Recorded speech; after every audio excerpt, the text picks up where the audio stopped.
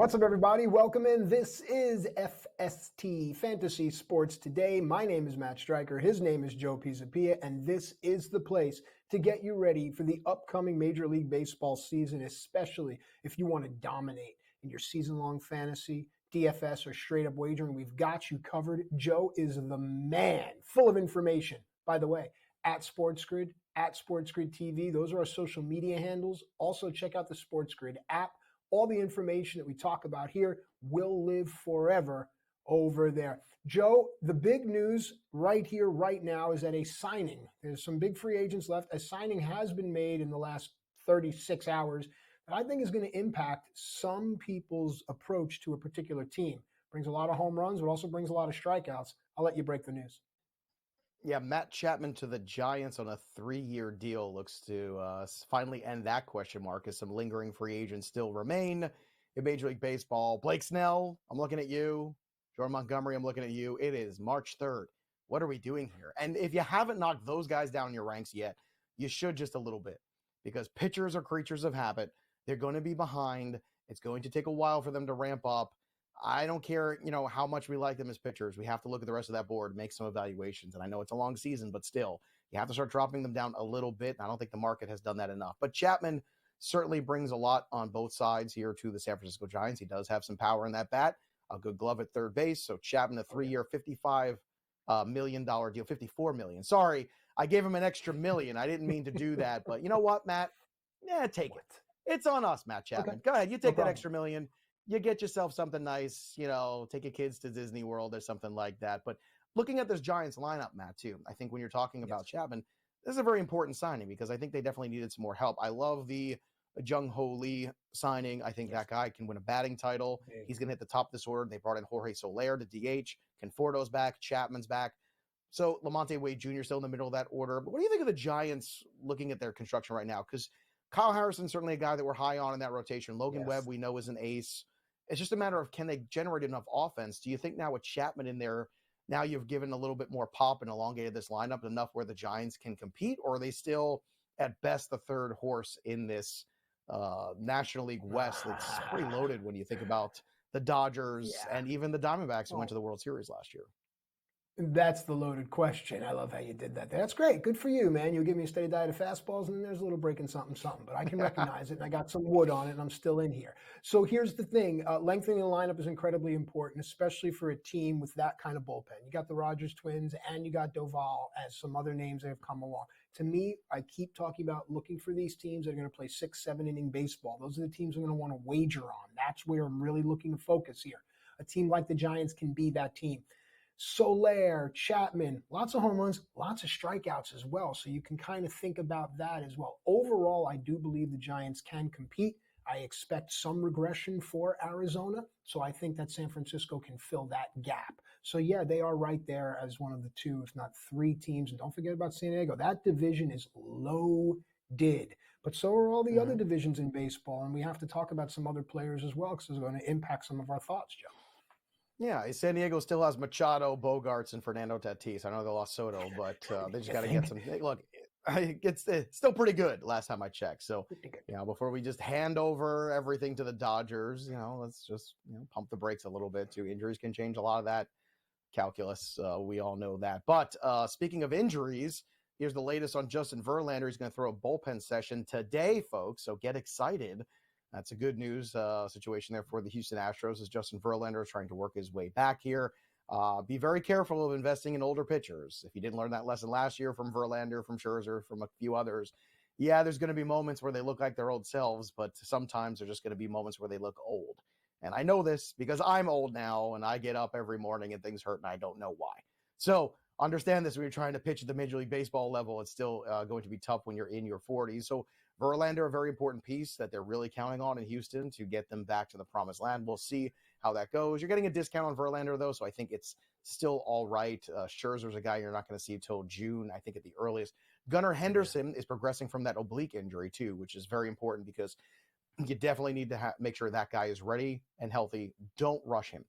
I don't even care if he misses the first week or 2 of the season if you really want to be careful with this injury, because we've seen these oblique injuries before. We've seen them linger. We've seen re-injury, or when the guys push too much all of a sudden things go in a really negative direction. So if the Orioles are smart, they would wait, be patient with Gunnar Henderson, not push him. So just be very careful in the weeks ahead. Hopefully the Orioles will be as well, because Henderson is way too important.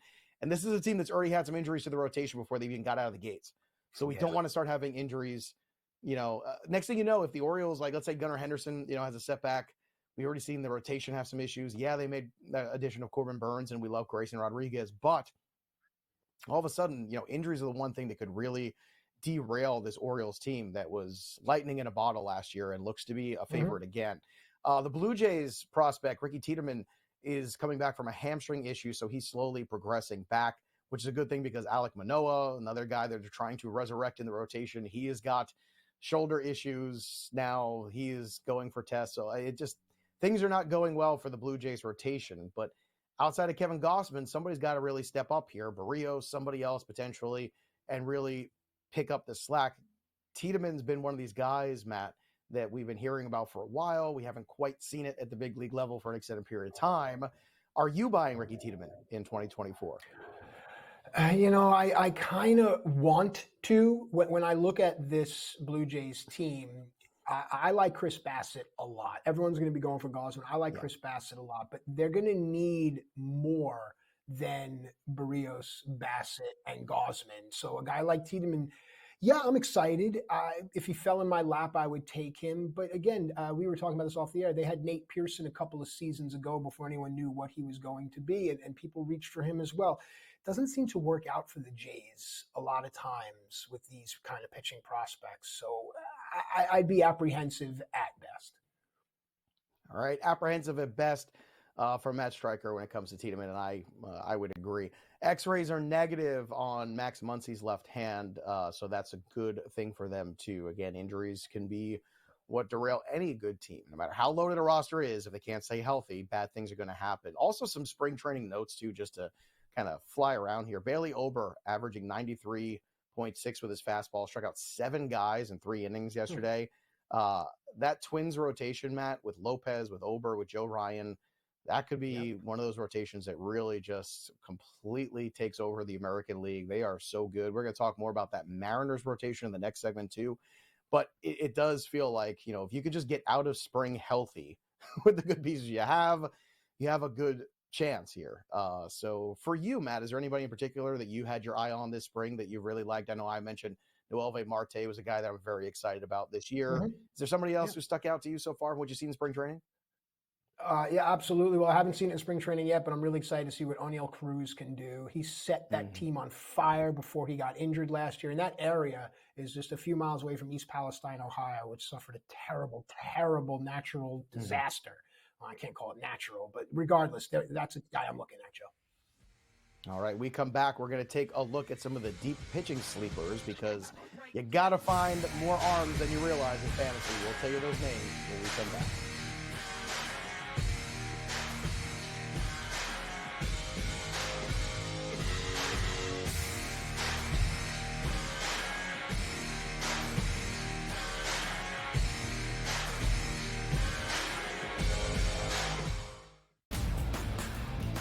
The Lakers lose by double digits last night on the road in Phoenix against the Suns. The Suns get their first victory following the All-Star break, winning by 10 in covering. Anthony Davis played 42 minutes in that game. LeBron James played 37 minutes in a loss. This is the same thing. It's like repeating this over and over and over. Sure, do you want to win these basketball games? Yes, but you sort of say to yourself, all right, at what cost do we have?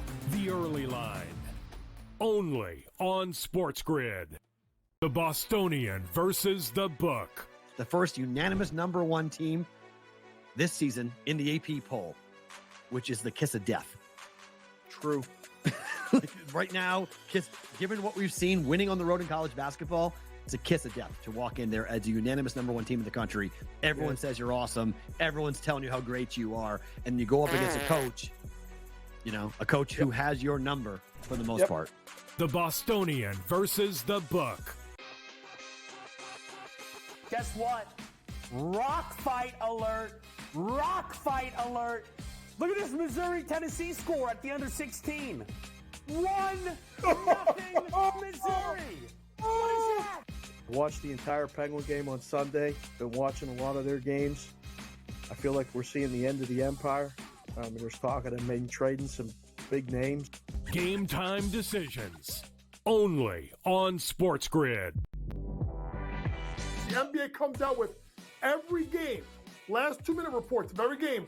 Do know that they just say there were 2 missed calls on Jalen Duren that could have decided the game. One was a foul and a shot, and another was an offensive rebound. That means there could have been another 4 free throws for the Knicks, so it still could have been a moot point. We still got to do better. We have the technology. Let's use it the right way. Betting above the rim. Only on SportsGrid. It's smarter to be on SportsGrid. Your 24/7 sports wagering network. The early line. Magical and historic season in Lincoln, Nebraska continues. He is the best player in the NBA, but also in the biggest moments where the national media is watching. Newswire. Something that we have never seen happen before with one of the iconic coaches in the game. Pharrell coast to coast. The team covers. It's automatic. It's every time. Not sometimes. It's every time. Game time decisions. Luka is actually far more dangerous from 3 on the road this year than at home. This game here tonight, you may want to consider taking as many points as humanly possible. In-game live. Prime time. We got not 1, but 2 coaches fired systems in place. Sports Rage This late sort night. of has letdown written all over it. It's going to be hard to match the emotion that they played with the other night. It's smarter to be on SportsGrid. Great.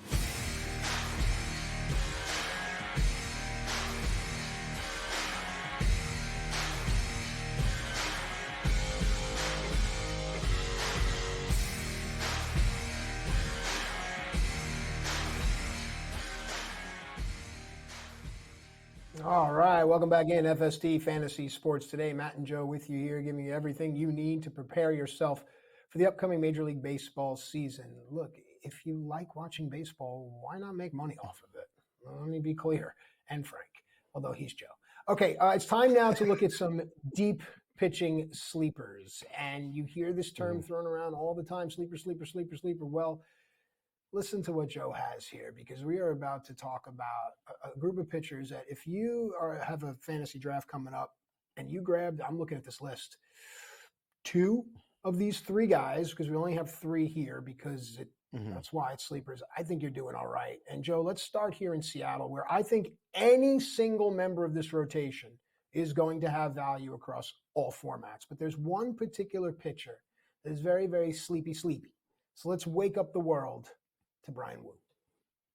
Yeah, Brian Wu was an interesting case because this is a guy that had really good stuff, as they like to say, in college, but not always good results. And the Mariners drafted him and got a hand on him. And next thing you know, they've turned him into something pretty darn good. You look at last year's stats here for him, over 87 big league innings. He was just 4-5, but 93 Ks, 31 walks. That's a good ratio. If you want to project that out and double that again, extrapolating is dangerous. But this is a guy potentially where you're looking at, 180 strikeouts to 60 walks. Think about that a little bit. Just marinate that. These guys are all going after 200 in ADP. So outside the top 200 guys. I know last week we talked about sleepers. We talked about Michael King. We talked about, Bailey Ober, some of my favorite things. But these are guys going even later.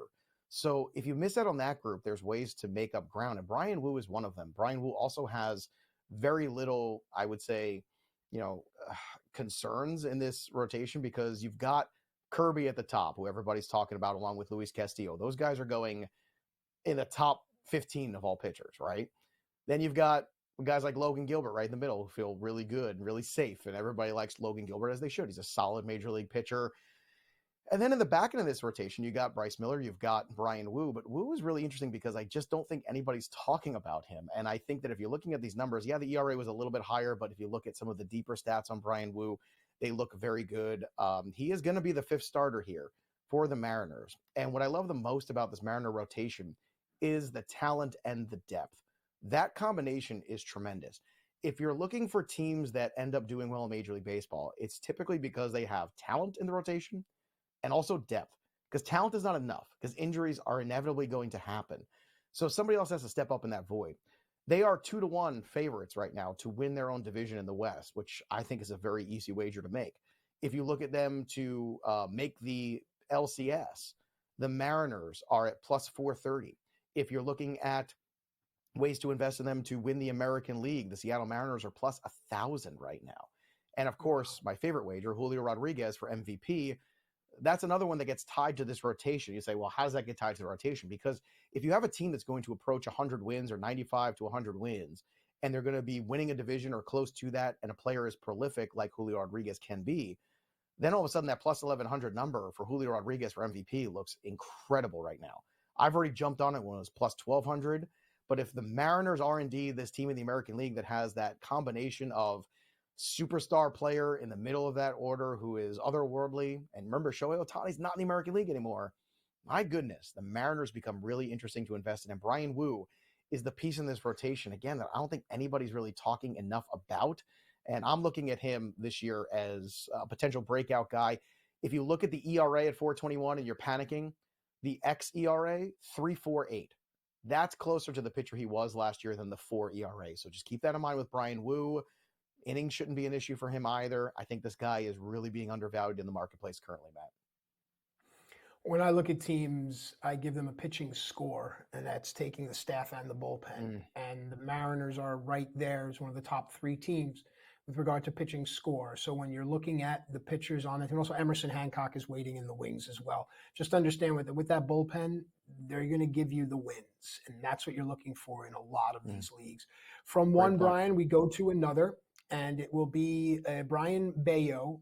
Now, this staff, to me, Joe, I really want to hear your thoughts. I really like Cutter Crawford a lot. I think he's a K-prop darling. People are going to sleep on that. Tanner Houck has always been serviceable. But it's was it Giolito, Pivetta, and then Bayo as your 3. Bayo as your 3 is much different than if Bayo has to be your 2 or, dare I say, your 1. Thoughts? 100%. You mentioned Cutter Crawford, too, which I think is another guy people should not be sleeping on. His ADP is even lower than Brian Bayo's.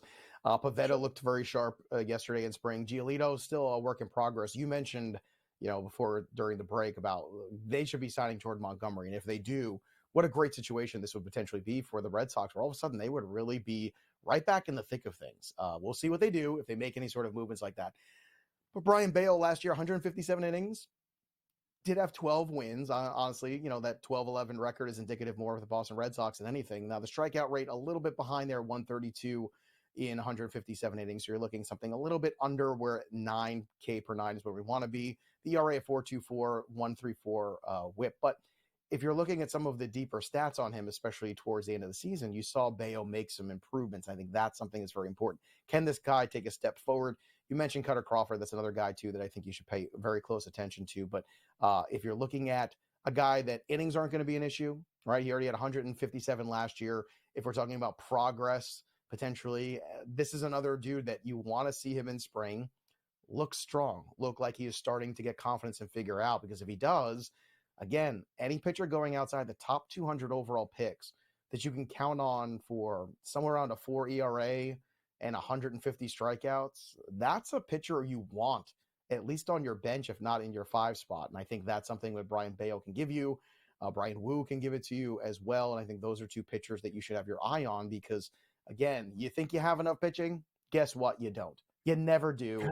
This is what fantasy baseball is in 2023. And understand that. And also keep in mind Matt's point, too.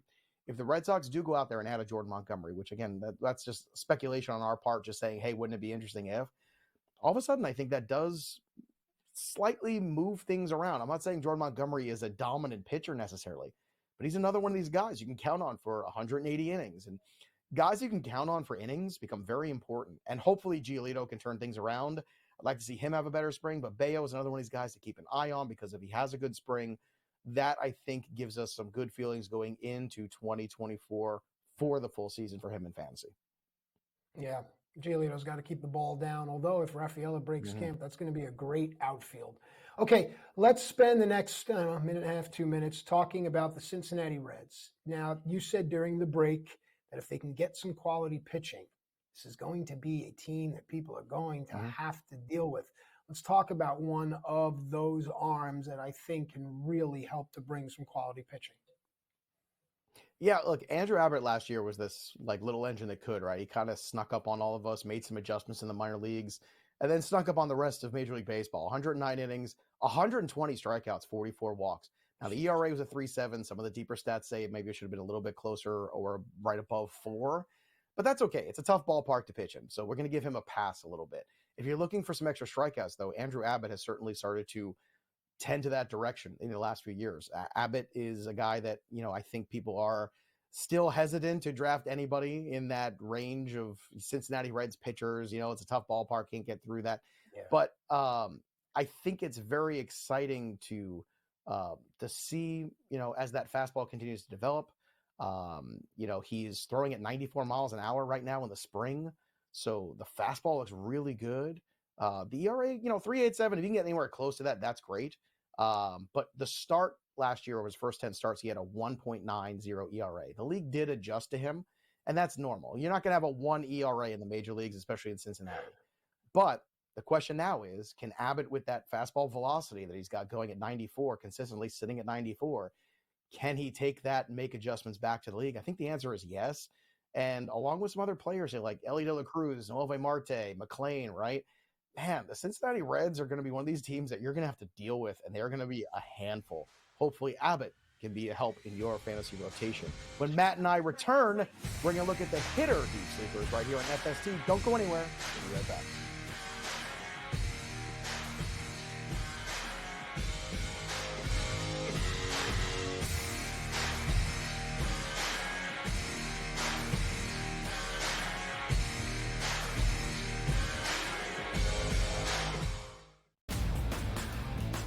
The Lakers lose by double digits last night on the road in Phoenix against the Suns. The Suns get their first victory following the All-Star break, winning by 10 in covering. Anthony Davis played 42 minutes in that game. LeBron James played 37 minutes in a loss. This is the same thing. It's like repeating this over and over and over. Sure, do you want to win these basketball games? Yes, but you sort of say to yourself, all right, at what cost do we have?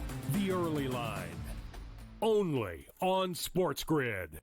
The Bostonian versus the Book. The first unanimous number 1 team this season in the AP poll, which is the kiss of death. True. Right now, given what we've seen winning on the road in college basketball, it's a kiss of death to walk in there as a unanimous number 1 team in the country. Everyone says you're awesome. Everyone's telling you how great you are. And you go up against a coach, who has your number for the most part. The Bostonian versus the Book. Guess what? Rock fight alert. Rock fight alert. Look at this Missouri-Tennessee score at the under 16. 1-0 Missouri. What is that? Watched the entire Penguin game on Sunday. Been watching a lot of their games. I feel like we're seeing the end of the empire. There's talk of them maybe trading some big names. Game time decisions. Only on SportsGrid. The NBA comes out with every game, last 2-minute reports of every game. Do know that they just say there were 2 missed calls on Jalen Duren that could have decided the game. One was a foul on a shot, and another was an offensive rebound. That means there could have been another 4 free throws for the Knicks, so it still could have been a moot point. We still got to do better. We have the technology. Let's use it the right way. Betting above the rim, only on SportsGrid. It's smarter to be on SportsGrid, your 24/7 sports wagering network.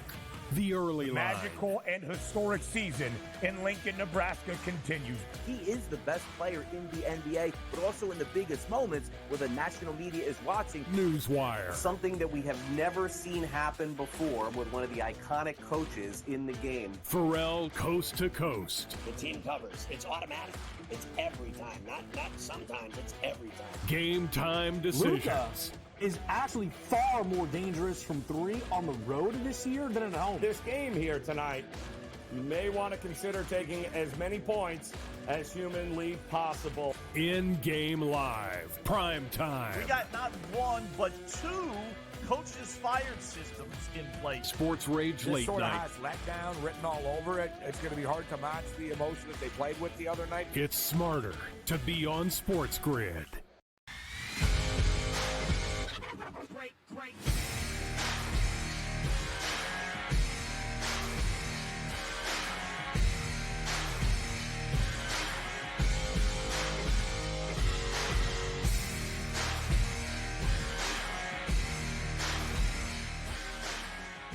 All right, welcome back in FST Fantasy Sports Today. Matt and Joe with you here, talking everything that you need in order to get ready to dominate the upcoming Major League Baseball season.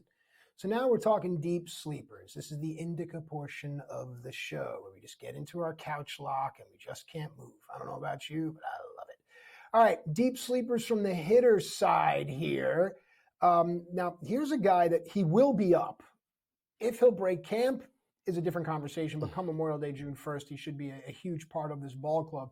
And no surprise, it comes from the Tampa Rays, a team that is going to look to make people forget a particular player, and that's fine. I get it, but you're going to need to do it on the field. Joe, take it away. Well, look, if it's a guy that can make you forget about that other player, then it's Junior Caminero. I mean, this guy is an absolute stud. What they look like, you hear that expression sometimes, is he's what they look like. The projections, obviously, right now, you're looking at these projections, 12 home runs, 42 RBI. You're saying, Joe, why are you getting so excited? Because I think these projections are nonsense. This is projections for 60 games from this guy. And I think he's going to play a whole lot more. The body type, the frame is there already, too, which is important. And one of the reasons why I'm very sour on a guy like Evan Carter from the Texas Rangers is because I just think he is very slight still. And I don't think he can hold up over 150-something games. I think there's some holes in that swing. I'm looking at Junior Caminero, and I'm watching this kid. He's got power. He's got power to the opposite field. He hits everything. He's a good defensive player, too. You can flex him in different spots of the infield. I just don't see how he is not up there playing for a significant portion of the season. And I'm talking 130 games here. That's what I'm banking on when I'm looking at him. And the projections right now for him, again, are very low because people are still waiting to figure that out. 206, that's the number where he's being drafted. So outside the top 200. But I don't think we're even, close to that by the time season's end rolls around. This is a player that I think you were going to say he could win you your league. And I don't want to overstate that sometimes because I know sometimes people say, oh, he's a league winner, all this stuff. When you get a guy who is going outside the top 200 that has the kind of ability that this kid has, let me just kind of put this in perspective. So what you look for in terms of elite, right, is an elite level player at the minor league level. Is a guy that's going to hit over 300, can have an OBP somewhere near the 400 range or at least 360, somewhere in that range, and a slugging percentage over 500. Over 223 minor league games, again, for Junior Caminero, who, let me remind you, he is turning 20 this year.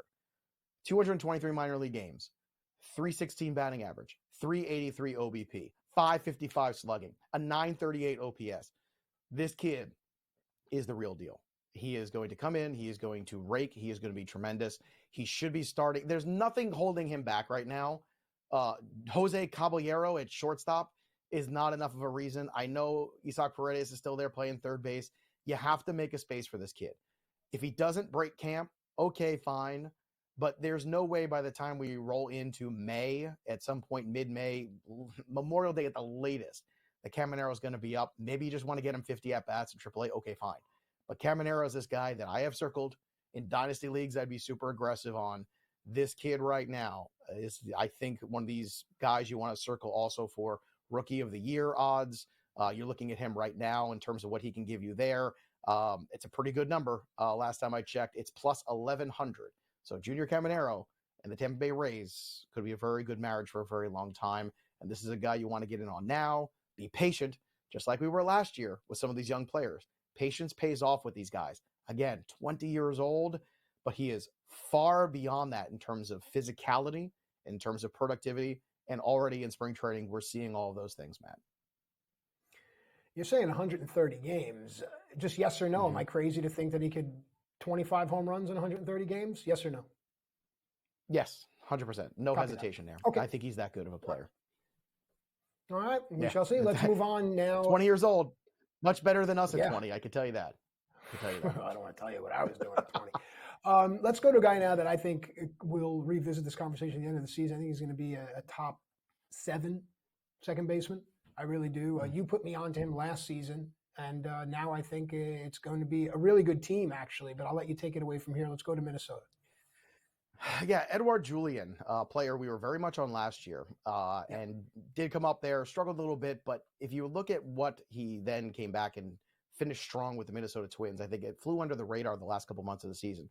All of a sudden, those numbers look pretty good if you look at what he did. So let's go back and take a look at the 109 games that he had, that sample size.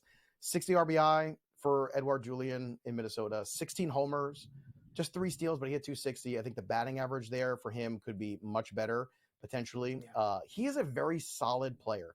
Another player, you go back and look at the minor league track record, 260-plus games, 285 batting average. Check out this OBP, 437, Matt. Now, he had a 381 OBP last year for the Minnesota Twins. This guy gets on base. If you are in formats in fantasy that play OBP instead of batting average, Edouard Julian is a guy that you have to circle because this dude is going to get on base. He has his entire career in the minor leagues and even in the major leagues when he struggled. He had a 459 slugging last year at the big league level, but 487 at the minor league level for his career. So there's a little bit of room to grow there. I'm going to make a comp, and it's not exactly in terms of, this guy's left-handed as opposed to the other guy I'm going to talk about being right-handed. But in terms of that steady second base statistical presence in fantasy, Jose Vidro, once upon a time of the Montreal Expos, was a guy that, right? Jose Vidro, you could lock that guy in for some decent power numbers, solid average, OBP skills. You just lock that guy in. I don't think he's quite the power ceiling of an Edgardo Alfonso back in those days, but Jose Vidro was another guy that I think people would love to always have on their teams. Very steady, almost slump-proof kind of guy. But Julian, I think, could be this generation's version of Jose Vidro, where every year you slot him in, exactly what you're getting. And I think when you look at the young players they have, not just Royce Lewis, but Julian as well, and that rotation, the Minnesota Twins are going to be a lot too. The Twins, the Seattle Mariners, everybody's talking about the Yankees. Everybody's talking about, some of these bigger market teams, but I'd be very much paying attention to the two teams with the really good young players on it and the really good deep rotations. And it's the Twins and it's the Mariners, Matt. Yeah. They also got Matt Waldner, I think, if I'm not butchering the last name. But yeah, no, you're 100% right with regards to the youth that Minnesota has. And speaking of youth, I'm not so certain that this next player was born when Jose Vidro was playing. But Kansas City has some really interesting options, especially at the bottom of their lineup, as well as their bench. Joe, thoughts? Yeah, Michael Garcia right now is a player that, we talked about in the first hour that's just raking right now. Finished the season strong, could be slotted in there to be the, opening day guy there, and probably hit at the bottom of the order. That's the problem. Like, he's got to get out of the bottom of the order. So Fangraphs has him in the 9 spot right now in projected batting order. Now, that could change. If he continues to hit at this clip, you could see him end up in a 2-hole. Like, that could very well happen here. Last year, in 123 games, he had 126 hits, just 4 homers, okay. 23 steals, though. So if you're looking for some stolen bases late, this is a player being drafted at 253. Let me say that again. 253 for a player who can get you, 20-something steals, if not 30-something potentially. So if Garcia is indeed a player that is making that next jump, right? And I think that it seems like that's the way things are going, then you should get on this bandwagon now because it costs you nothing to find out. And I think that's the thing that with some of these deeper sleepers. So if he doesn't hit in April, you cut him. Like, if things don't work out, okay. But there's a baseline there of a pretty good player. But Matt, to me, these are guys where you're just throwing darts. And I see him going after Vaughn Grissom. And Vaughn Grissom is a player offensively that I have never been excited about. I thought he was very overrated in the Braves system. Right. He was a classic Braves overrated guy. Guys like Drew Waters, I felt the same about. Christian Pache, another former Brave farmhand that everybody's excited about that I just didn't get. Vaughn Grissom's another one of those guys for me. I just don't see it. I don't get it. But Garcia's going after him. That's nuts to me. He qualifies at third, qualifies at short. He's probably going to be playing third to start the year. But I'm going to tell you right now, this is another dude where I think you should be ahead of the game, not behind it. And if you have early drafts or best ball drafts, take this kid late because an ADP outside of 250 on a player who might move up in that batting order, who's got some pop, got a little bit of pop, but again, the speed quotient too, and maybe some room to grow in average. That's a lot of positives for Michael Garcia. Yeah, the Royals should be able to bolster their rotation, and they could have a positive season, but there still are some questions when it comes to the staff. All right, let's go now to a team where, honestly, the advice I would give to anyone is you can draft anyone on this team. Anyone on this team, and they will pay dividends. But there's a player in particular that you think people are sleeping on. Joe, take us to Baltimore. Yeah, not everybody on this list has to be like the young up-and-coming guys. Like sometimes it's just, old farts, or not even that old. Mid-range level guys, or just veterans that would just kind of take for granted. Now, Ryan Mountcastle is one of those guys for the Baltimore Orioles who is going to give you some power. He's on a good team. Mentioned Jackson Holliday, mentioned Adley Rutschman, Gunnar Henderson. Like, this is a really good lineup. You look at last year, 115 games, he was limited by injury. So the numbers were down a little bit, but he still had 18 home runs last year. If you look at what he did the previous 2 seasons, 144 games in 2021, 33 homers, drove in 89 runs. 2022, 22 home runs, drove in 85 runs. So the batting average actually got better too and made a little bit of a rebound. He came into the league at a higher batting average threshold, which we knew wasn't going to hold. Then it dipped into the 250 range. But last year, Mountcastle over 115 hit 270. So if this player ends up playing 140 games, hits 270, hits you 25 homers, and he's being drafted right now at around 240, doesn't that sound like a value to you? Because it sounds like a value to me. It's a steal. Now, Mountcastle in most leagues too, he's going to qualify at first base and DH. He's going to be a useful utility bat. Again, not every late pick has to be the upside. Sometimes it's just about getting the players that are productive. I think Mountcastle's being grossly underappreciated in the market. We come back. More FST. Don't go anywhere. We'll be right back after this.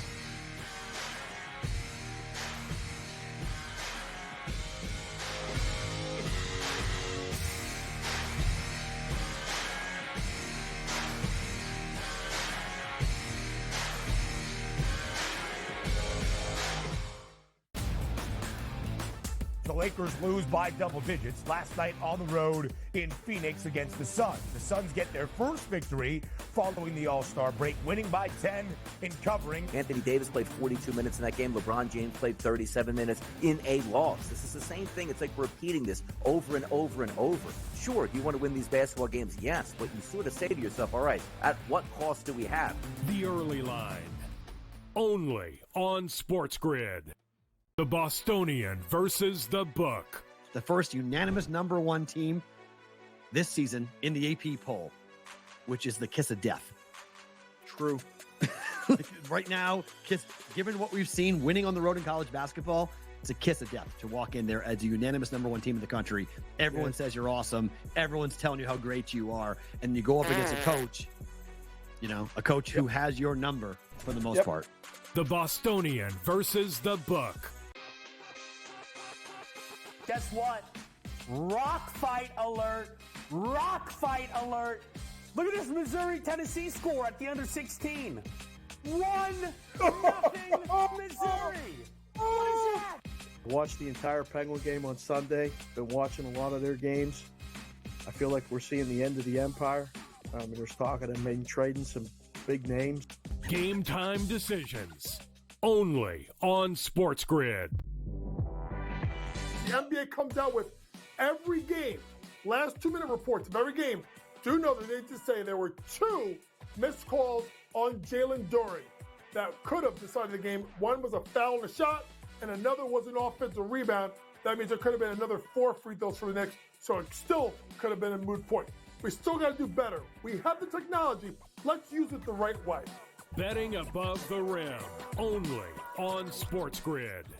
It's smarter to be on SportsGrid. Your 24/7 sports wagering network. The early line. Magical and historic season in Lincoln, Nebraska continues. He is the best player in the NBA, but also in the biggest moments where the national media is watching. Newswire. Something that we have never seen happen before with one of the iconic coaches in the game. Pharrell coast to coast. The team covers. It's automatic. It's every time. Not sometimes. It's every time. Game time decisions. Luka is actually far more dangerous from 3 on the road this year than at home. This game here tonight, you may want to consider taking as many points as humanly possible. In-game live. Prime time. We got not 1, but 2 coaches fired systems in place. Sports Rage This late sort of night. has letdown written all over it. It's going to be hard to match the emotion that they played with the other night. It's smarter to be on SportsGrid.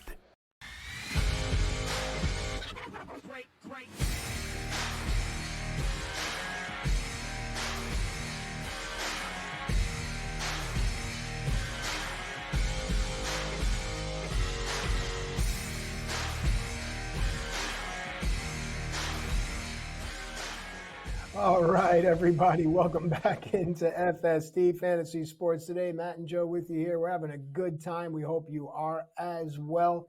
Getting you ready for everything you need in order to dominate the upcoming Major League Baseball season. Let's make some money. Why not? It's all about profits. It's time for the bounce backs. And I really think, Joe, that this is an important conversation to have because in baseball, like in most things, it's very easy to forget. And year over year, we forget about a lot of players. When you look at a guy like Shane Bieber, right? I understand regression, so on and so forth, but there's still value there. People seem to forget what players are capable of. So let's remind them. Let's start with some bounce backs. Let's go to Tampa. Again, a team that people easily always seem to forget about, and they shouldn't. Bounce back candidate from the pitching staff for you? Yeah, I think a guy last year that got thrown to the Wolves a little early was Taj Bradley, a really talented young pitcher for the Tampa Bay Rays. And the Tampa Bay Rays have a history of producing some really good pitching talent from their own organization, but also bringing in talent from other places like Zach Eflin last year. And the list just goes on and on forever with the guys that, you know, if Tampa is on a guy, you should be on a guy. That's the end of the story and the conversation always. But with Taj Bradley last year, I think this was a situation where he was making really good progress. You saw this player at, Double-A look dominant, right? You saw this guy at A-ball the year before have a 1.76 ERA, and they got moved up to high A and a 1.96 ERA. So Taj Bradley knows how to pitch. I just think last year he wasn't anticipating getting knocked up to that major league level. You had Jeffrey Springs go down. You had a ton of injuries at the top of this rotation. And next thing you know, all of a sudden, Shane McClanahan's out there, Springs isn't there, and Taj Bradley's asked to do, I think, a little bit too much than he was ready to do. Now, I'm cautiously optimistic that because of the fastball, because of the strikeout ability of this player, that you're going to get a better version of him. So I understand last year that 5.59 ERA of Taj Bradley is not something you're currently excited about. I get that. But let's not forget all the good work that he did over 340 plus minor league innings, where that ERA was 3.02. Now, that's not good. That's dominant. That's a big difference here. So Taj Bradley is one of these guys, too, currently being drafted at 281. So free square, minor league track record, young pitcher, all those intangible things that you would look for that you get really excited about drafting a player in the top 100 or even 200. This guy's going closer to 300 overall. And I think that's way too far down the trough. Last year, he had a combination of 100 and I think it was 140 plus innings. So innings aren't going to be a problem here for Taj Bradley. It's a matter of location. The strikeout stuff is there. It's a matter of just getting that mix a little bit better, making the better pitches at the better time, and also just a little bit of confidence. So this is another player where you want to see good stuff happen in spring. If he has a couple starts here, not early on, but in the next couple weeks in March, where he takes his turns in the rotation and he looks good over the 3 or 4 inning sample size that he has as he ramps up, he's probably going to be that 5th guy in this rotation. I think he's going to be far more difficult to deal with for the rest of the league in 2024 than he was in 2023, because I think he was just rushed. And sometimes certain guys just aren't ready for that developmental jump. But that doesn't mean that you're going to dismiss everything that he did last couple years building up to that. Again, 300 plus innings, a 3.02 ERA. That is a very special young pitcher that they have. And he is young enough here as well, turning just 23 years old, where I think Taj Bradley has a lot of future potentially ahead of him. He's a great buy low in dynasty or keeper leagues right now, and a pitcher that I think at this ADP is absolutely somebody to take a stab at. Matt, what do you think about Taj Bradley and this Tampa Bay rotation in 2024? Well, you did a great job, and what I love that you did was point out when an organization is on a player. There are certain organizations in baseball, the St. Louis Cardinals, the Atlanta Braves, the Tampa Rays. When they're on a player, they're usually right. And I'll point to a guy like Aaron Savali, who could be another great bounce-back candidate in Tampa. So I like what you're saying about Bradley. I do agree with what you said, and I also think that not having him shoulder the load of being a 1, even a 2, or even a 3, put him down there as a 4 or a 5 and see what he can do and let him mature as that entire team needs to. Okay, moving on, we got a guy who goes to a new place, a new lineup, the whole entire to-do. Jorge Polanco, a bounce-back candidate for 2024, Joe? I think potentially, yeah. I think Jorge Polanco needed a change of scenery. And the reason why he's getting that change of scenery is the guy we just talked about in the last segment, which was Edouard Julian, right? It's time. There wasn't enough room here anymore. The young guys are taking over in Minnesota, and Polanco's had some really good seasons. Now he's going to be bringing those talents to Seattle. I think this is a good addition for him, for the Seattle Mariners. I think Polanco's a player that you look at, you say, all right, Polanco can give you more power than you realize. He's, in 2021 at a 33 home run season. Do I think he's that guy necessarily? No, but if he stays healthy, can he get to 20? I think the answer is yes. For his career, he's a 269 hitter. Last year, he hit in that 250 range. Again, he only played half a season last year. So 14 homers, 48 RBI, 250 a batting average, somewhere in that 780s OPS. Now, he's had some OPSs in the 800s before. For Polanco, it's also keeping that strikeout rate down a little bit. It was a little high again last year. So Polanco's an interesting player because this is another guy that's really about games played. Can he continue to stay on the field? Can he stay healthy? And if he does, he's one of the more surprising pieces you might see in 2024. Again, you look at the ADP, 246. It's basically a free player. It's a player that, if you look at the rest of this lineup, he is slated right now. You love lineup stuff. I do too, Matt. He is slated right now to hit behind Julio Rodriguez in this lineup in the 3-hole. Mm-hmm. So JP Crawford, Julio Rodriguez, Jorge Polanco. That's a great space to be because there's a good chance somebody's going to be on in front of this guy. If you're looking for some cheap RBI opportunities, Jorge Polanco is going to be that guy. I think this is going to be, ironically, one of the most added players in the first few weeks of the season in more shallow leagues because people will kind of dismiss him a little bit. He's been around a while, but He's still in his prime. He's entering his age 30 season. And I think at this point, you're looking at a guy positioned well in a lineup, new place, new situation, new opportunity on a really good team. I think that basically you're looking at Seattle being, at some point in this season, one big bat away from really becoming a major contender. And I think that's all that they need. But in the meantime, that 3 spot's going to be occupied by Jorge Polanco. To me, this makes him a really good investment as a bounce back candidate because you've seen the high spots, you've seen the floor. Now you just need to see the games played get back up to that 140 range, 150 even. And if he can, that's awesome. If you get 140 games out of Polanco, you're going to get some serious stats, especially in season-long roto leagues. I think the RBI potential, the run potential, all going to be there for Polanco. So to me, he's a really interesting bounce back in 2024. All right, Joe, I am walking on to your local college campus. I am setting up my folding table, and I am writing a sign. The sign says, I believe Yu Darvish is only good in isolation. Change my mind. Joe, the floor is yours. What's tough about Yu Darvish is I feel like we've played this game before. Down year for Yu Darvish. We write him off, and what does he do? He bounces back. Well, last year was a down year. The good news is in the offseason, he had elbow chips removed, right? And that was really kind of giving him a problem throughout the season. So it does feel like it was a physical thing more than anything with Yu Darvish. Velocity was still pretty good. Just the results weren't quite there. And I think maybe it's that cleanup that he's had hopefully makes him feel a little bit better. But as you mentioned earlier in the show, the San Diego Padres have Joe Musgrove, Yu Darvish, Michael King. They've got some horses there at the front of this rotation. Last year, not good. Only 136 innings, only 8 wins. He had 141 strikeouts. Again, the strikeout rate hasn't changed. That's good. But the ERA was untenable at 4.5. The whip at 1.3 was no good. I just keep coming back to the same thing, which is, okay, let's dial it back a little bit, a couple years. In 2018, right, he had some struggles there. He bounced back. In 2019, that season where he had a 3.98 ERA, right? The next year, he comes back with the 12 starts there for the Cubs, has a 2.0 ERA. We've seen 4 ERAs from him before, and it plummet down. The only difference now is the age when it comes to Yu Darvish. He is 37 this season, so that is a little bit older. There is a little bit more room for concern.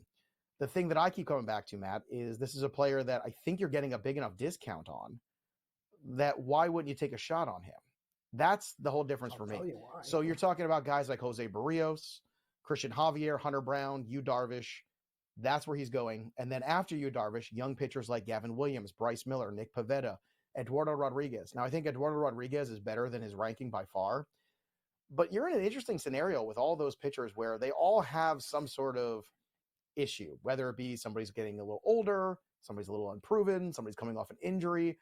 So taking a shot on you, Darvish, in that range as potentially the 50th pitcher going off the board, which is where he is, you Darvish as a fifth starter has a lot more upside, even at age 37, than people realize. So if that elbow's good, and again, spring training matters for all these guys on this list we're going to talk about. If he looks good in spring, that makes me feel really good at that investment. The question is, Matt, at 37, can you still reinvest in you Darvish? I know that's a big question mark. Yeah.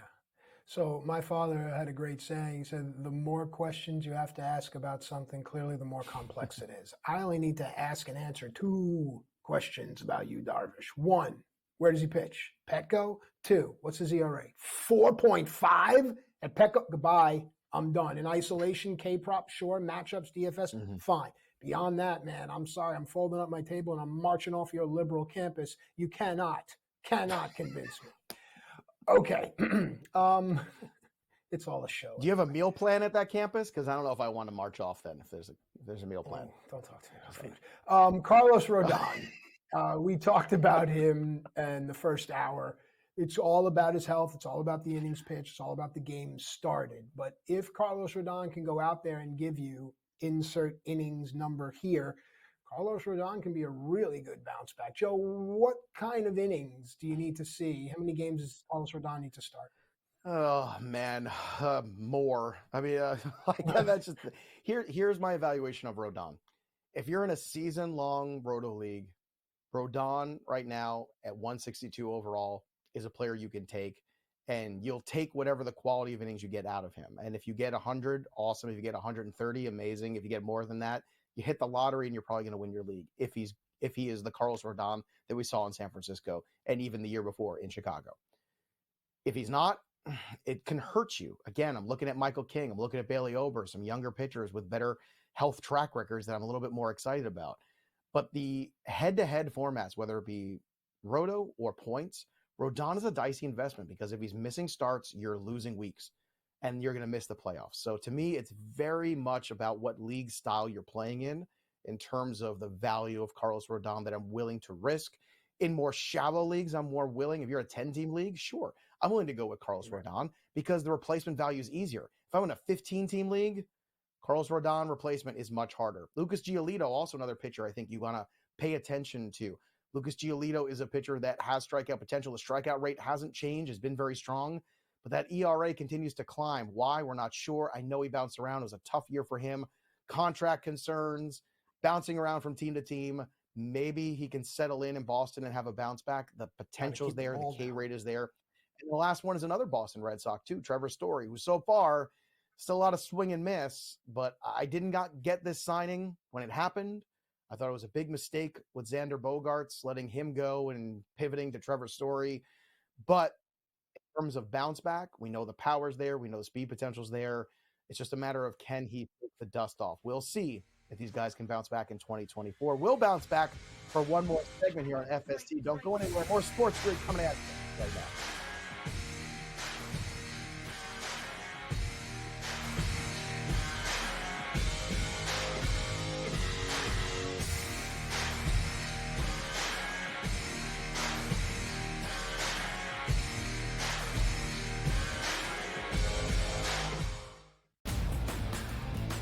The Lakers lose by double digits last night on the road in Phoenix against the Suns. The Suns get their first victory following the All-Star break, winning by 10 in covering. Anthony Davis played 42 minutes in that game. LeBron James played 37 minutes in a loss. This is the same thing. It's like repeating this over and over and over. Sure, you want to win these basketball games, yes, but you sort of say to yourself, all right, at what cost do we have? The early line, only on SportsGrid. The Bostonian versus the Book. The first unanimous number 1 team this season in the AP poll, which is the kiss of death. True. Right now, given what we've seen winning on the road in college basketball, it's a kiss of death to walk in there as a unanimous number 1 team in the country. Everyone says you're awesome. Everyone's telling you how great you are. And you go up against a coach, a coach who has your number for the most part. The Bostonian versus the Book. Guess what?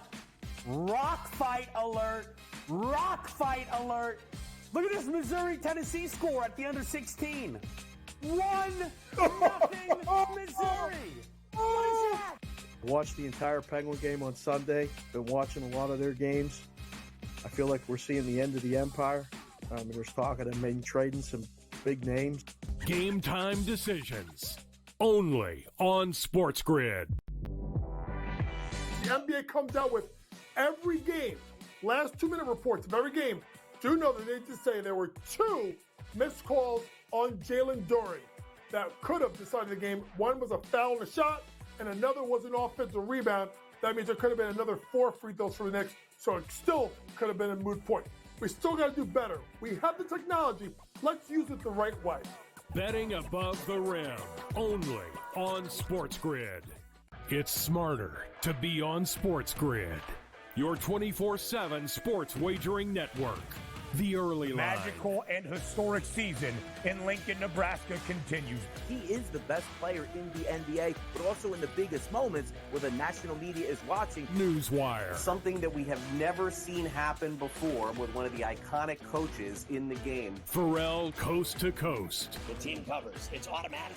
It's every time. Not sometimes. It's every time. Game time decisions. Luka is actually far more dangerous from 3 on the road this year than at home. This game here tonight, you may want to consider taking as many points as humanly possible. In-game live. Prime time. We got not 1, but 2 coaches fired systems in place. Sports Rage This late sort night. of has letdown written all over it. It's going to be hard to match the emotion that they played with the other night. It's smarter to be on SportsGrid. Great.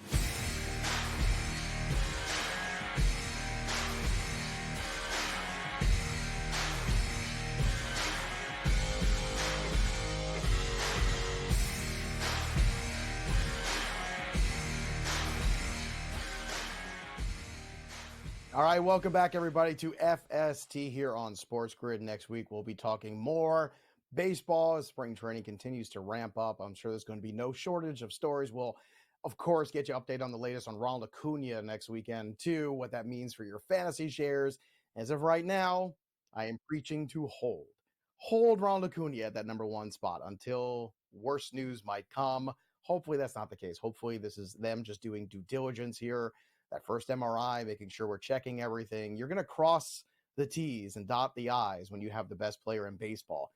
And that's what the Braves are doing. And if it means even that he is slow to start the season, a week, a 2 week situation where he might miss, at the worst case scenario, we're thinking right now, that's still enough that I would keep Ronald Acuna at the very top of the board. He is too valuable a player compared to everybody else to not keep him there. What that potential is just too good to pass up. But if the calculus changes and the news changes, and we're talking about a month of time, well, that might change some things a little bit. And all of a sudden, wow, the middle of drafts or even the late first round could become really interesting where Ronald Acuna drops to. So I'd probably still be on that Ronald Acuna train either way. But let's talk about the 3 things to watch for this week.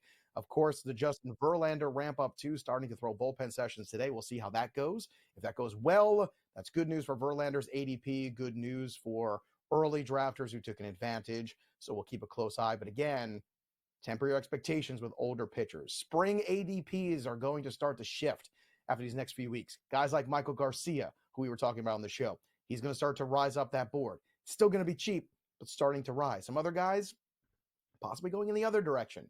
So keep an eye on those values too. Spring doesn't mean everything, but it means something to some players. And of course, that Royals rotation. Seth Lugo got lit up yesterday, but we're also seeing Brady Springer's got a new pitch. We're also seeing, Cole Reagan's people very excited about him. Maybe Kansas City's starting to put something together here, which would be great for baseball. It was great to hang out with all of you today, as always, every Sunday. Don't forget, new time, 9 a.m. Eastern. That'll do it for us. But the story of the game goes on. For Matt Striker, I'm Joey P. We'll see you next time, kids.